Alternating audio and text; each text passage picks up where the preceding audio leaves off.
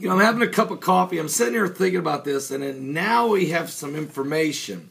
There's been a mysterious stone structure discovered beneath the Sea of Galilee. Now listen to this. A giant, monumental stone structure has been discovered beneath the waters of the Sea of Galilee, there in Israel, as archaeologists puzzle as to its purpose and even how long ago it was built. This mysterious structure is cone-shaped, made of an unhewn basalt cobbles and borders, and it weighs 60,000 tons, according to the researchers. That makes it even heavier than most modern-day warships. Rising nearly 32 feet high, it has a diameter of about 230 feet. Put that in perspective, its outer stone circle of Stonehenge has a diameter about half that. So it's a pretty big, folks, 230 feet in diameter and 32 feet high. This is huge. This is a huge stone structure in the bottom of the Sea of Galilee. Now here's the thing about it. It appears to be like a giant cairn. Rocks piled on top of each other. Structures like this are known from elsewhere in the world and are sometimes used to mark burials. Researchers do not know if the newly discovered structure was used for this purpose. The structure was first detected in the summer of 2003 during a sonar survey of the southwest portion of the Sea of Galilee. Divers have since been down to investigate. They write in the latest issue of the International Journal. Here's what they're saying. They're saying close inspection by scuba diving reveals that the structure is made of a basalt boulders. And these boulders are about 3 feet long with no apparent construction pattern. The researchers write in their journal, the boulders have natural faces with no signs of cutting or chiseling.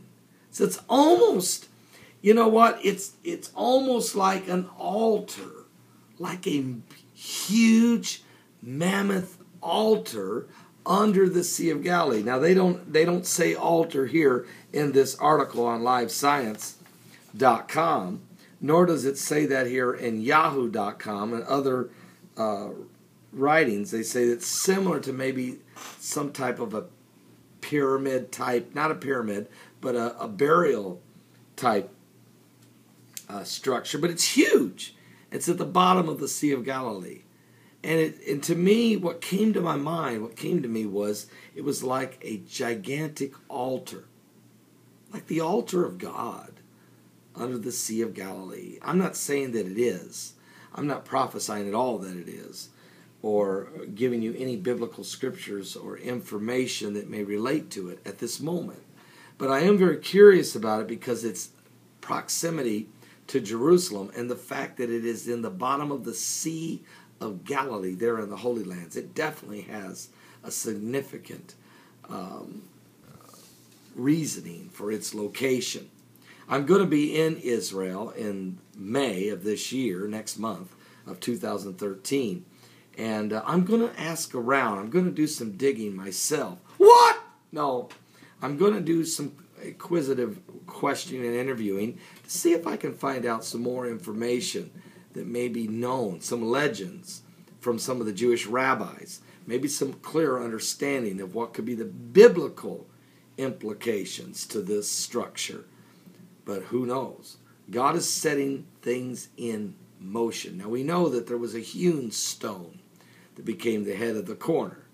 That is Jesus Christ. The stone that the builders rejected has become the head of the corner.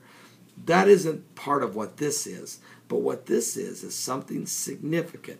Back in the olden times, when they would build altars, they would take, a lot of times, 12 stones from out of the for instance, the priests did this when they were crossing into across the River Jordan They picked up 12 stones from out of the riverbed and built an altar in Canaan. I mean, Elijah on the top of Mount Carmel took 12 stones. And they weren't hewn stones. They were stones that never had been chiseled, that they would lay on top one another to build an altar. This same process is what's coming to my mind, but much bigger. We're talking 32 feet high and 230 feet in diameter at the bottom of the Sea of Galilee.